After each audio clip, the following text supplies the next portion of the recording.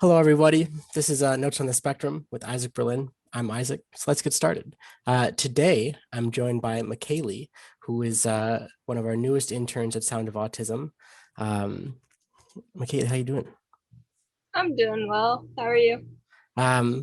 Yeah, I'm doing all right. It's been a good day so far. Also, I'm saying your name right, correct? Yes, yeah, you're good. Yes. Awesome. So how did you get involved with Sounds of Autism? How did you hear about it? I actually heard it through one of my classes at ASU. Because Which I'm one? doing a class, forget what the actual name of the class is. It's CPP 101. It's one of my design thinking classes, that I'm doing for a scholarship that I'm working on. And my group is working really closely on the first responders aspect of what Sounds of Autism does. Um, so I came across it that way, and then I reached out to Cricket um, outside of that project to ask if she would be interested in taking me in as an intern. That's so cool. What is the scholarship you're working on, or what is it? What's the project? So the scholarship that I'm on is kind of a leadership service scholarship through the Next Generation Service Corps at ASU. Um, and the project that I'm working on is specifically uh, just trying to help brainstorm ideas for how Sons of Autism can improve their first responders programs um, to get the word out and Wow, get more connection in the community. that's really cool. Um, I was actually at the meeting this morning at Luke Air Force Base where they were giving their presentation to the security forces, which is like the base police, on how to deal with and like properly communicate with a person of autism if they have to do that. And I like before I even heard of this or was part of this or started learning any of it, like it never once crossed my mind that like that was some training that officers or first responders should have. And then now that I'm like a little aware, like absolutely that's something that I've like anyone that might come in that situation um, should know. Um, and we watched a video today. It was a 14-year-old boy or teenager who was like detained by an officer in Buckeye kind of recently. Oh, yeah. And yeah, and the officer thought that he was on like PCP or something. And Mm-hmm. like, I think his name was Connor, the kid. But he even told, he's like, what are you doing? He's like, I'm stimming. And he was trying to communicate that. And then like, he just kind of shut down and it was like kind of hard to watch. Um, Yeah. but I think luckily, I've seen that video. yeah, but Yeah. that was just like it was a clear example, and like it sucks that if the officer would have had some training and or just some reference, it would have like clicked in his head better instead of he's on drugs. Yeah. But Yeah. That's I think that's actually one of the stories that Cricket gave us as an example of why it's so important to get first responders aware and involved. mhm, Just so that stuff doesn't happen. absolutely, and I like also I think it's really cool that like I don't know how old you are, but you look kind of young, um, and I think it's awesome that like you're thinking along those lines already. And then you're going to have an influence with your friends and the people in your lives as you're learning about this.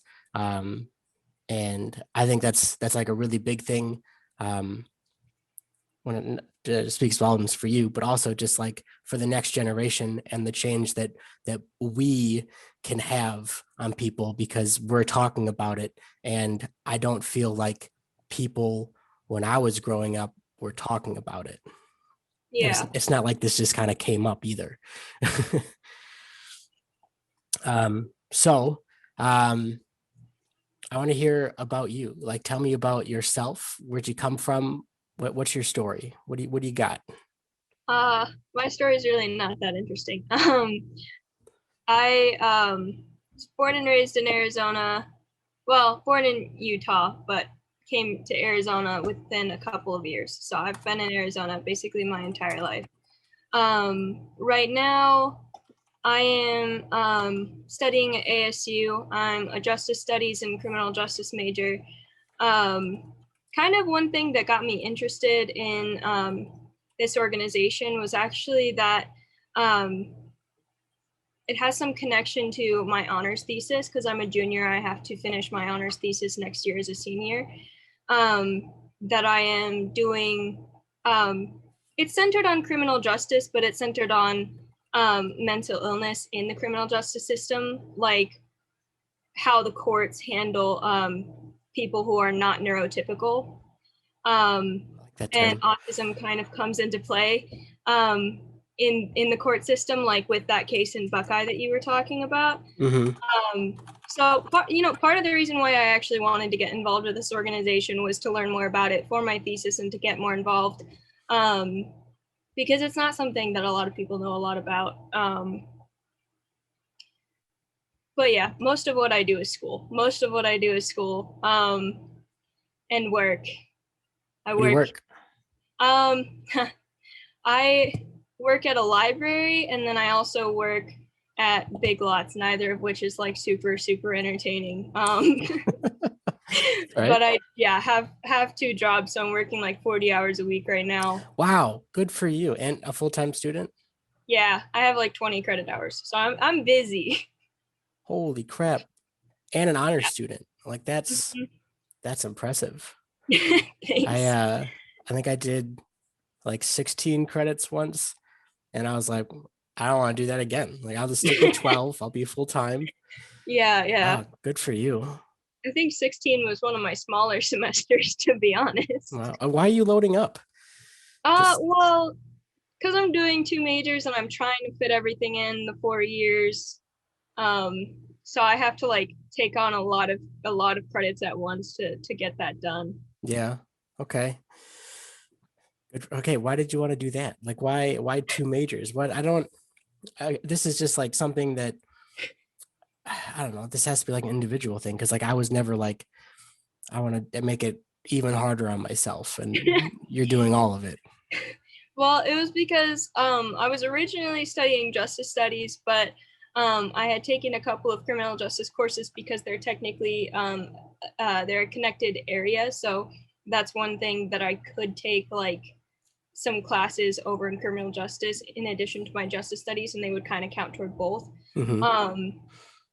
And I really enjoyed criminal justice, and it kind of is more of the law side. Like justice studies is kind of more like the human rights side of like the justice system, and then criminal justice is like the actual system side. Okay. So it's kind of like both sides, which I think is kind of cool. And I intend to go to law school after my undergrad. So Awesome. Do you know where at or where you want to go? probably ASU at this point because I don't want to move. Okay. To be honest. That's fair. That's fair. That's the main reason. That's the main reason why I would stay at ASU. Nice. Another question for you. I asked this to a lot of people when I like first started getting into school. What's something that you wish you would have known before you started like school? Oh, honestly, just because like from the very, very beginning, I wasn't that great at like actually planning my schedule. So it took me like a full year to figure out that I needed to and how to like block out my time well. And like as I've gotten more busy, that's something that I've had to learn how to do. So I kind of wish that I had taught myself or been taught how to do that before, so that I didn't have to like struggle and overbook myself before I figured out how to like actually like fix it, so that I wasn't just overwhelmed, like that kind of thing for the most part. Yeah, for sure. Oh, that makes a lot of sense. And like unfortunately, most people like have to go through the suffering to learn from their own mistakes. And yeah, man, you're busy. Have you been working like two jobs or working a job that you're all the way through school? Yeah, I've been I think there was like some time where I was just purely part-time. But for about 2.5 of the 3 years, I've had two jobs. So technically two part-time jobs, but then they add up to like 40, 50 hours. So it ends up being full-time between the two. But it's two different things. So yeah, I've been working most of the time that I've been in school. Again, good for you. I did the Air Force before this, so I'm using the GI Bill. Hmm. And like I'm fortunate enough where I don't have to have a job right now, and I don't know if I'd want to, because I like my school. I'm only taking 12 credits, and like my day is packed. Like Yeah. all I'm doing is work, like doing schoolwork, and then I get done at like 5 to 7 p.m. and then work out, eat dinner, sleep, do it again, and like, Yeah. and you have so much more. I don't know. It's wild. It's wild. I'm very, very impressed. That's amazing. Good for you. Thank you. Is like a point of pride for you that you're able to juggle all of that?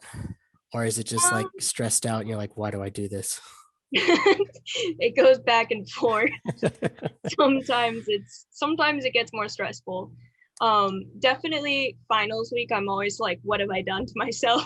I bet. Um, but outside of that, I'm usually pretty good about it. As long as I like actually schedule stuff well, it's okay. Because I still end up finding like at least one time a week where I can go do something fun that's not just work and school. That's Um, important. yeah, so I'm able to like fit some stuff in that I do want to do, so it works out, and I enjoy my majors for the most part, so I'm not it doesn't feel like just constant work. Right. Yeah. Yeah, I'm sure that helps. So if it's actually interesting and it feels like you're learning something or getting something out of it, it's different than just doing papers for Oh yeah. nothing. Oh So yeah. what do you do for fun on your one day a week where you're not dying?